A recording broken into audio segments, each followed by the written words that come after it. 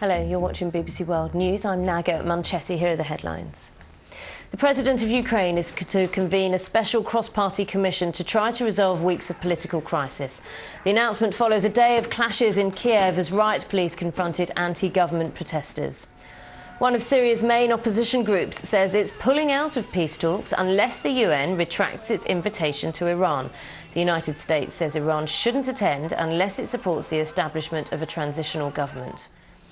The EU and United States will suspend some of their sanctions on Iran in a few hours if a UN nuclear watchdog confirms it's reduced its uranium enrichment. The move is part of a deal to curb Tehran's nuclear program. And at least 4 people have been killed in Pakistan by a suicide bomber in the city of Rawalpindi near Islamabad. The blast hit a crowded market near the Army's national headquarters, one of the most secure areas of the city. Those are the latest headlines from BBC World News. Now, for the latest financial news with Sally.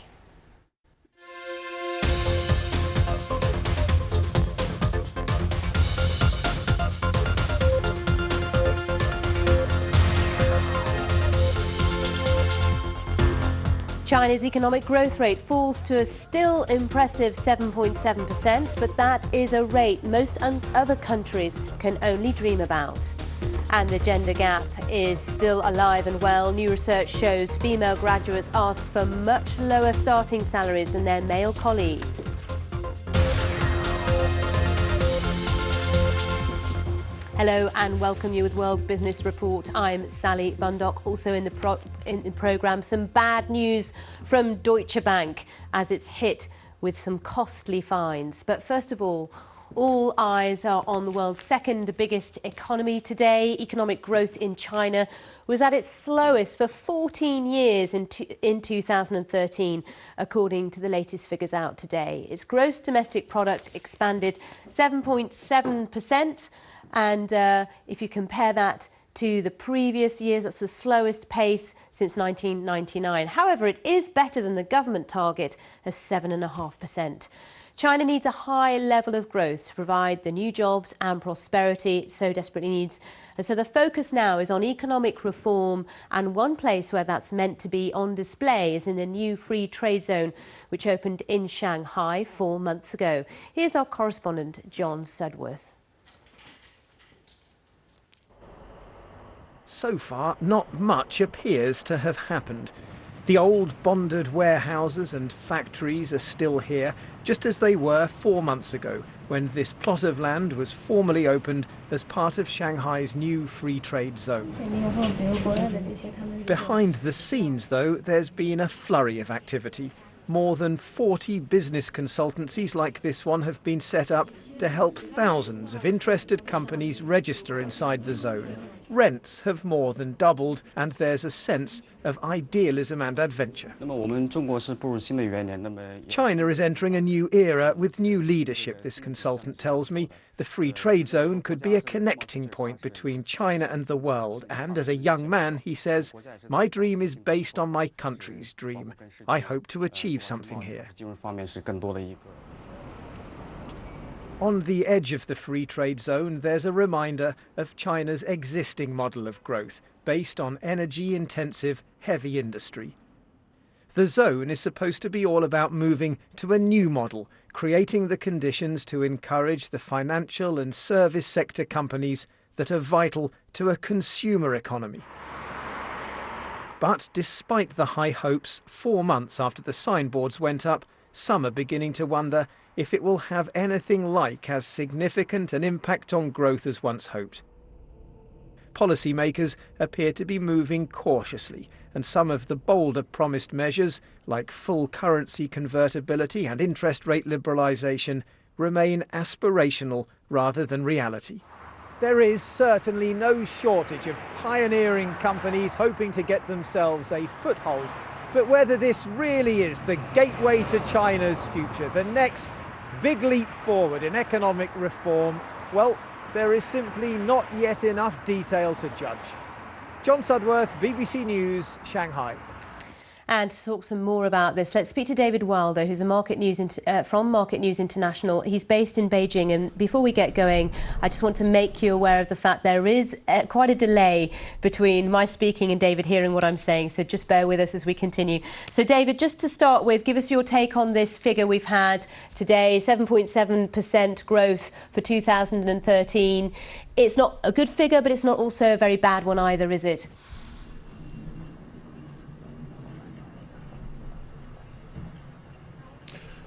Well, the good news, as you say, is it's above last year's target of 7.5%, just about.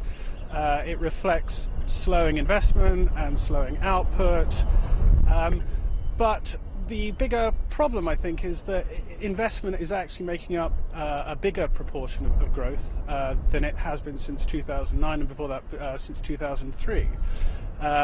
That reflects the idea that the government has resorted in the middle of last year to the kind of a sort of moderate version of the stimulus that we've been used to seeing as growth neared that 7.5% target. But overall, it reflects a general slowing in economic growth and the fundamental drivers of growth. The bigger question is why is it slowing? And credit data would suggest that companies and local governments are borrowing ever more amounts of money, even though the economy is growing ever more slowly. And I think that's the biggest concern as we go into 2014. I was going to ask you about your concern on that very aspect, the worry about the amount of money that's being borrowed, risky debt. A lot of big investment banks around the world have warned about China this year. What's your view?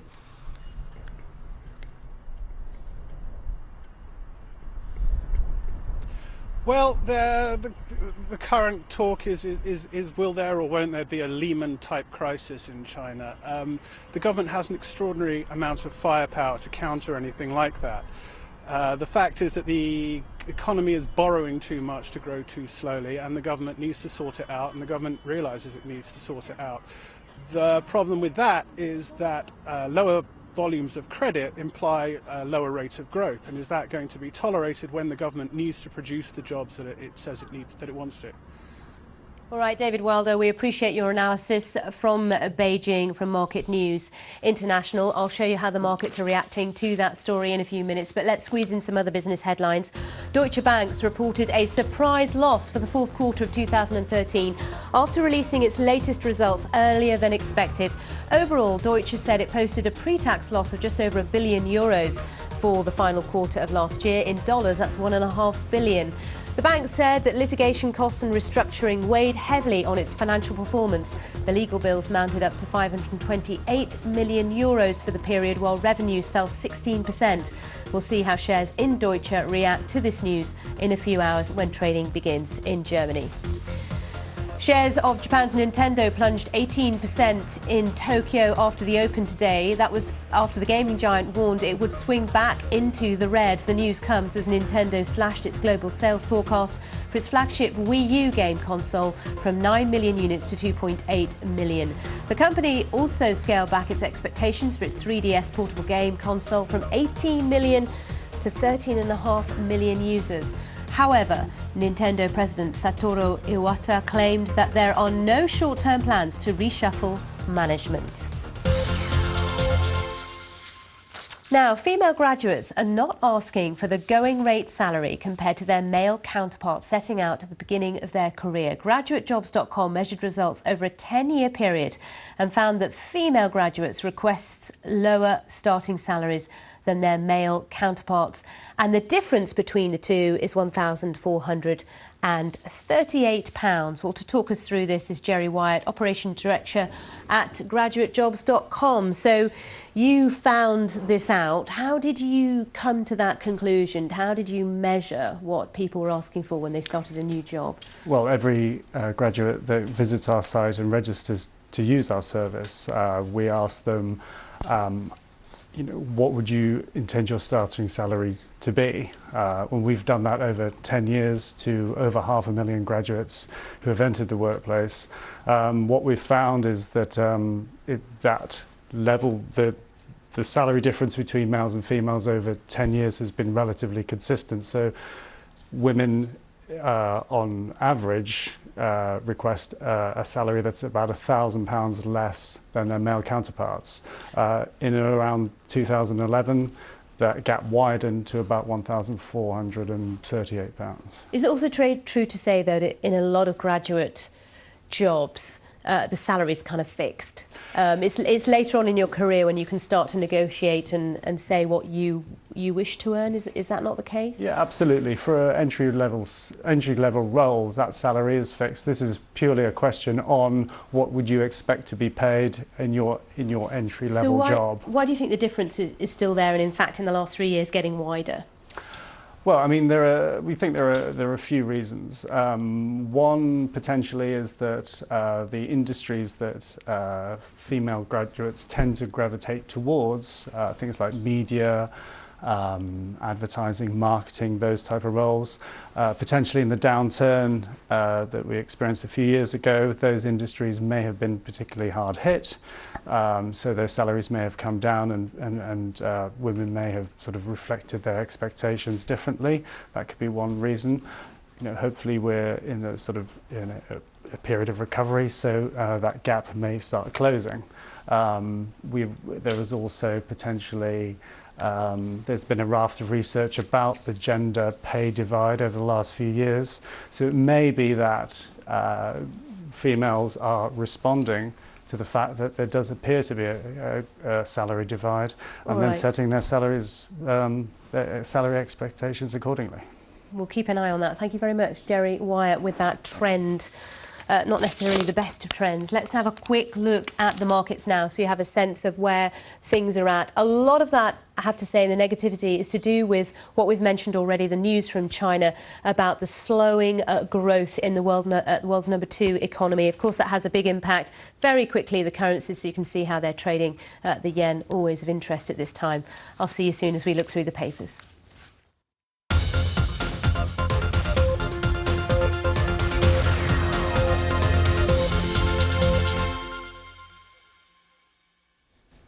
Thanks for Sally for that. Now, a new action plan to improve standards of mental health treatment will be launched by the government later.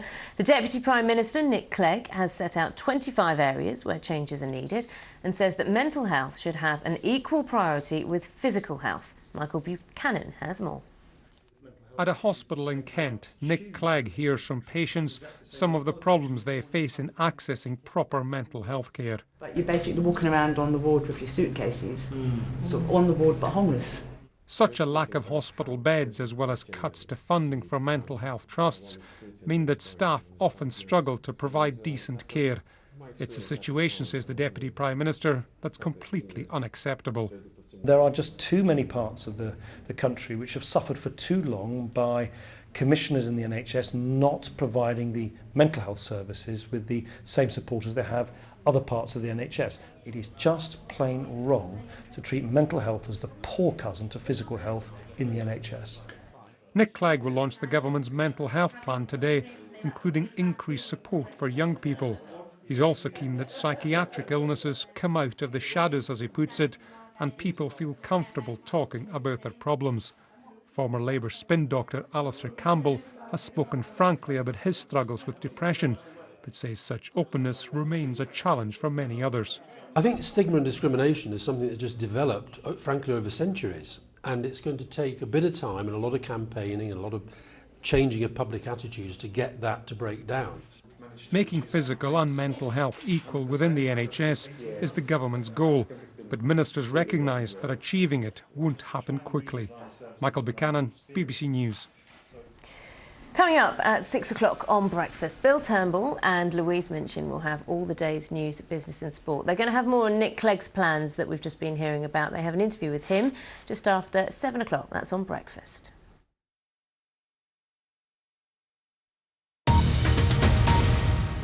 Hello, you're watching BBC World News. I'm Naga Manchetti. Here are the top stories. The President of Ukraine is to convene a special cross-party commission to try to resolve weeks of political crisis. The announcement follows a day of clashes in Kiev as riot police confronted anti-government protesters. One of Syria's main opposition groups says it's pulling out of peace talks unless the UN retracts its invitation to Iran. Beth McLeod says that some countries only want Iran to attend under certain conditions. The United States has really been opposed to Iran attending, and the State Department has just said that it wants Iran to publicly accept that the aim for this conference is to find a transitional political body for Syria. Otherwise, its invitation to attend the talks should be withdrawn by the UN. The EU and United States will suspend some of their sanctions on Iran in a few hours if a UN nuclear watchdog confirms it's reduced its uranium enrichment, or the move is part of a deal to curb Tehran's nuclear program. And at least 4 people have been killed in Pakistan by a suicide bomber in the city of Rawalpindi near Islamabad. The blast hit a crowded market near the Army's national headquarters, one of the most secure areas of the city. It's time for Sally and I to take a look at which stories are making headlines around the world. Let's begin with the Financial Times. It's reporting on the ongoing protests in Ukraine. The latest spark, or new anti-protest legislation, which the newspaper says has produced some of the most violent scenes since the protests began. The temporary lifting of some sanctions against Iran makes the front page of today's Wall Street Journal. It says that many companies will start looking to do business with Tehran. Britain's Guardian covers the last-ditch attempt by a group of tech giants to derail plans to close down international tax loopholes. Some of Silicon Valley's biggest companies, including Google and Amazon, have been fighting the changes. Gulf News reports on China's condemnation of a new US spending bill. The bill was passed into law last week. It limits the amount of tech purchases from China over fears of cyber espionage. And good news for those of us in Britain who like a bit of sunshine. The Daily Telegraph is highlighting the end of soggy summers. There's a change in ocean currents. It could, and I stress the word could, bring sunnier climes to our shores. I tell you who'll be happy about that is Jonathan Charles. I'll believe it when I see it. Yeah, you'll believe it. He holidays in the UK, so fingers crossed for your British holidays. Anyway, Director of Communications for the European Bank for Reconstruction and Development. Very good to see you as ever. Yeah. This is an area, the Financial Times covering the protests in Kiev, in Ukraine. This is an area you are very familiar with. This is clearly a very important moment for Ukraine. I mean, if you look at the Financial Times, they say the upsurge of violence there has taken the protests to a new level, and I've spent a lot of time in Kiev over the last few months. It's very clear that now the country has to reach some political accommodation.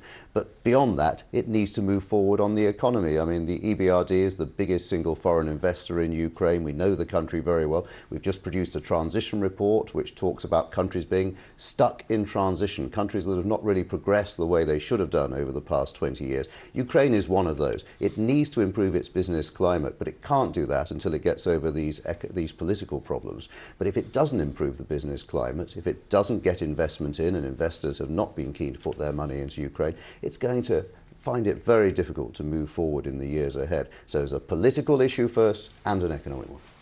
Now, talking of political issues and economic issues, let's discuss Iran, because the Wall Street Journal looks at the fact that Iran looks to lift trade with the West. Of course, it's about energy to a great degree. It's about oil. And of course, this in the headlines on the day that Iran is causing a stir because of its invitation to be involved in talks about Syria. This is a really interesting story, Sal, and you've seen the Iranians really making a lot of effort as well. The Iranian president will be in Davos this week, wooing the international business community. But if you're in the oil or gas industry, you've really got to have very strong nerves right now if you're going to do business with Iran. Things look good at the moment. There's this 6-month breathing space, an attempt really to move things on and to hope there's progress on the nuclear deal. But if you sign a contract now and that breathing space runs out, that there's no progress on nuclear weapons in 6 months' time or on the nuclear industry, then that will be very difficult, because you will then be stuck perhaps again in a sanctions regime. Is Iran doing enough, do you think, to placate the West, to placate the US and the West? I think there are elements in Iranian society, and I used to spend a lot of time in Iran, that really want this deal to work.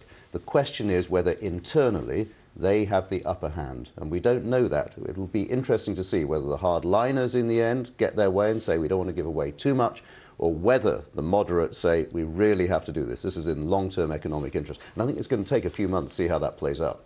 Now, The Guardian looks at tech firms making last-minute bid to halt tax clampdown. And there's a picture of Margaret Hodge on there because she chairs the Public Accounts Committee here in the UK and has been pretty determined to make sure that the likes of Apple and Google and Amazon pay the tax that she feels they should pay. She's been on this programme talking about it. Tell us what you think about this story. Well, I mean, this story is about companies which use tax havens, in effect, or international areas where they can minimise the amount of taxation they make. Now, this is about tax efficiency for big companies like Google, Amazon and Apple. They're not trying to avoid tax, they're just trying to run their business as efficiently as possible. And they're a global business. And they're That's global their businesses. And we see it here where they can go to Luxembourg or places like that and run something, Ireland, and run in low-cost, low-tax regimes. The difficulty is the international community is certainly, we've seen it all the time, increasing the pressure wanting to deal with this because countries have seen their tax bases eroded over the past few years in the economic crisis. And what they really want now is to try and get as much money in as possible. So I think the pressure will continue and companies will continue to be under pressure. Can we have a quick word on the US spending bill? Yeah, I mean, this is an interesting story in the Gulf news, and that is that under the US spending bill, it'll be very difficult or more difficult to have technology purchases from China. So if you're a Chinese company trying to sell into America, that is going to be quite difficult because they worry that some of the big Chinese companies, the high-tech companies like Huawei, are actually connected to the Chinese military and could be involved in cyber spying. So they want to stop that, but I think that's going to be quite tough. After all, there is free trade.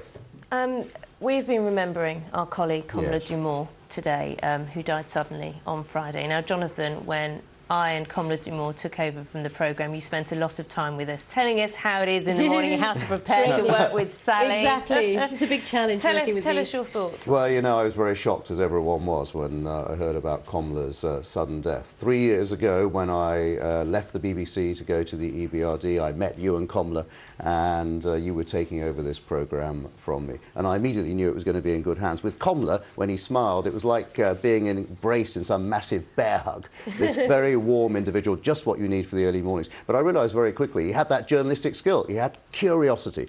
Every journalist needs curiosity, and as a result, of course, that made him a very good journalist. He was interested in everybody and everything, and he brought his passion for life to his job.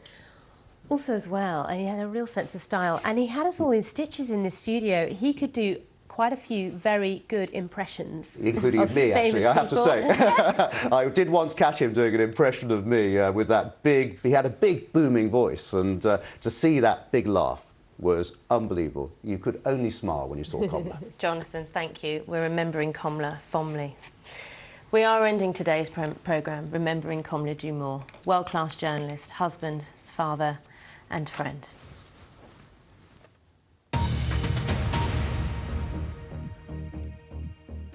You're watching BBC World News. My name is Komla Dumor. And so for me, the most important thing is to know what I'm talking about, to know the stories. And if there's a cool factor, I mean, it doesn't hurt, does it?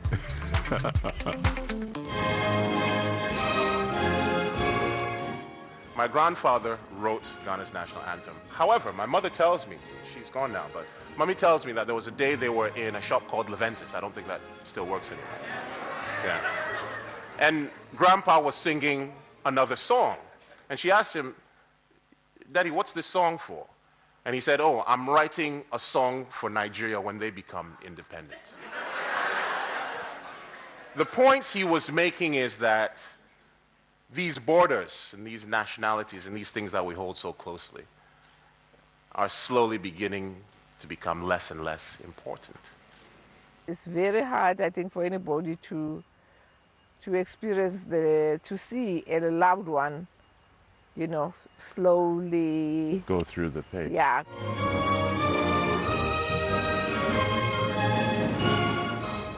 How's that look? No?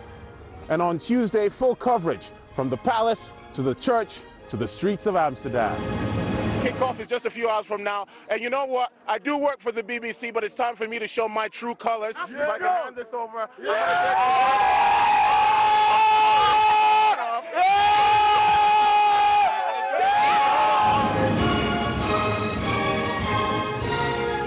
And that's the latest BBC News. I'm Komla Dumor.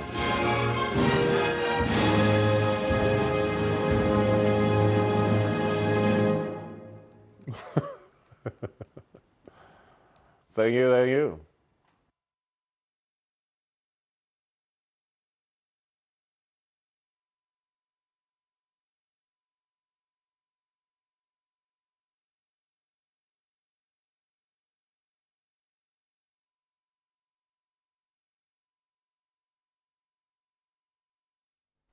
Hello there. You can probably guess by the look of this ball behind me that we are expecting quite a bit of frost overnight tonight. So for the morning, it is going to be there. It'll be a cold start to the day. There'll also be a fair bit of fog around as well. So something to bear in mind if you're going to be travelling. Could even see some icy surfaces across parts of Scotland where we've had some showers keeping going through the night.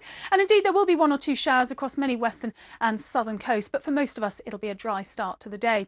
So there will be some fog around, particularly affecting East Wales there. Do bear that in mind. Parts of Northern Ireland also seeing a few patches of fog, but also just 1 or 2 showers. A cold start to the day, as I mentioned, quite frosty, and there could be some icy surfaces across some parts of Scotland. It'll be a dry start to the day, though, for most of us, but we will have some fairly extensive fog across parts of North East England, particularly through the Vale of York. A particular spot there for seeing fog, of course, down into the Trent Valley as well, and some of that could linger on into the afternoon. Across East Anglia, it'll be a cold and frosty start. There could be some brightness around the southeast, but some patches of fog turning up almost anywhere, really, across the south. 1 or 2 showers there for the southwest, but for most of us, as I said, it will be a dry start to the day.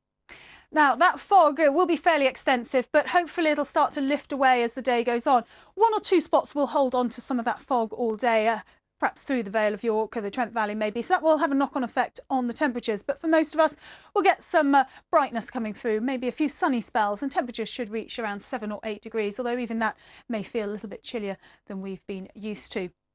Now, through the rest of Monday, we'll see the clear skies persisting, and that will allow the mist and fog to reform through the night. So it'll be more extensive, I think, on Tuesday morning even than Monday morning. A real hazard, I think, if you are going to be taking to the roads. A change out towards the west, though, through the early hours of Tuesday, because here a weather front will move in, and this will bring some wet and windy weather with it. So fog won't be a problem here, and perhaps not even frost either, whereas elsewhere under those clear skies, we will see temperatures dropping below freezing once again. So a cold and foggy start once again in central and eastern areas on Tuesday. Eventually that lifting, perhaps some brightness coming through for a time, but this weather front will continue to move in from the west. It'll hang around for some time, I think. Even as we go through Tuesday night into Wednesday, it's still affecting some eastern areas, so that will give some rain here through the first part of Wednesday. And with low pressure still in charge, we won't be immune from a few showers almost anywhere. So it's looking fairly unsettled once again as we look towards the middle of the week. But in the short term, at least, it's the fog and frost to bear in mind.